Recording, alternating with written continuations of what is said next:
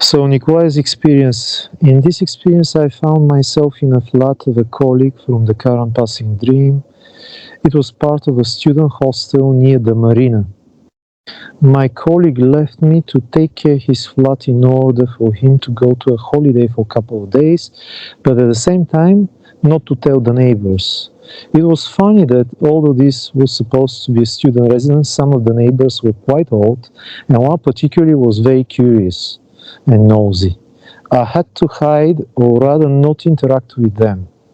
There was a friend of my colleague who was occupying the room on the upper floor of my colleague's flat, which I forgot about after we were shortly introduced at the beginning of the experience.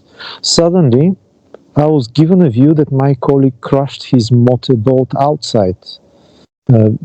His flat was next to the marina. Then he returned, and his mother, which I also recognize, which was the same person from this current passing dream, came to visit. I had the feeling that they were blaming me for the crash of the boat, which obviously I was not involved at all, but I had to hide. The friend of my colleague who was occupying the upper floor room, and I forgot about, offered offered to help me. I accepted, and then the experience ended here. Basically, I had to hide from the very person I was doing a favor because he crashed his boat outside of the house or whatever. Yeah, it was funny.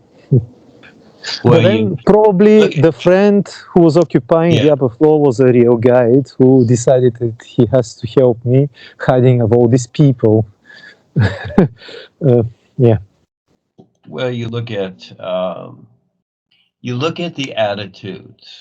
You know, when I watch a movie or whatever, these are really documentaries, and I like to watch the body language and the expressions. That's where you get a lot of the experience from. Not so much always the words, but I listen to the words too because it's fun to do that, and there's so much humor in what people say.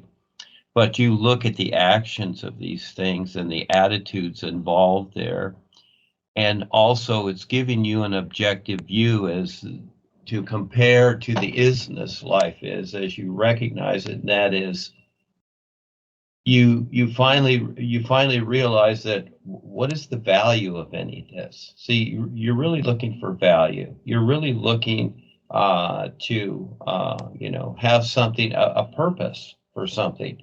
And for the most part, until people learn, they really have no purpose. They're walking around, they're doing things, they've got jobs, they make a lot of money, they're popular, whatever, but they have no purpose.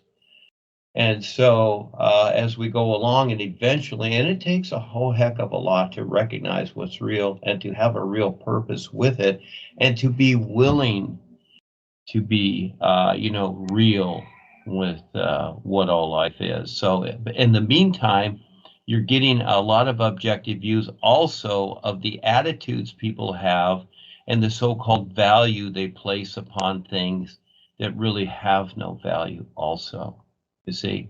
So in other Yes. words, here's the guy destroys his boat. Now he has an attitude. In other words, people do this all the time, don't they?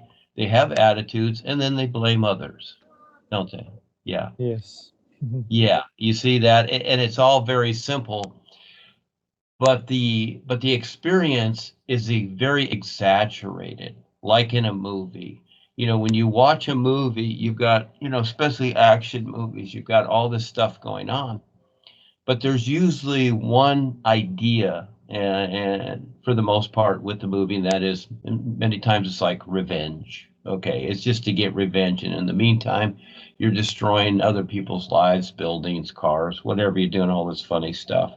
But there's just this one idea that is, motivating the whole, experience of all this. And so this is what you learn to recognize too, to see through that personal self with all the ideas that it has, because so many ideas, so much intent is closed or housed in ideas. And people look at the ideas instead of the reality. In other words, like the God idea. You know, people don't look at the reality. They're not interested in seeing the reality. That's too scary. So they look at the idea plus all the ideas formulated with the God idea as an example. You see? Yeah.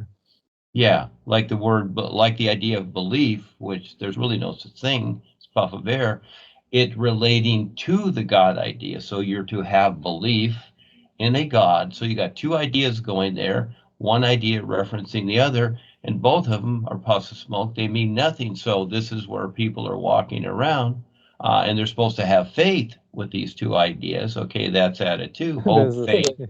Yeah, and it's supposed to be the truth. Okay, so you got all these ideas going, and who can see the reality of it and find their own intent with what's real, with all life? So again, yes, this is a house of mirrors. And so again, you see the subtleties of these things, and like that, all that experience, there's one part. You take little parts of it, and life will show us constantly until we wake up to what it is. And it's more than freedom. So at first we're looking for some kind of freedom, but it's this real isness all life is, to be with it. It's so cool to just be able to let go and see the difference. And so this is where you kind of train yourself to have a comparison of, you know, what you see as real and beneficial and what you don't see. You need to see both sides, and that is the part of your wake up to eventually recognize what is real. This is the fun part. So yes, thank you. Those are fun experiences, Nikolay. Thank you for showing up.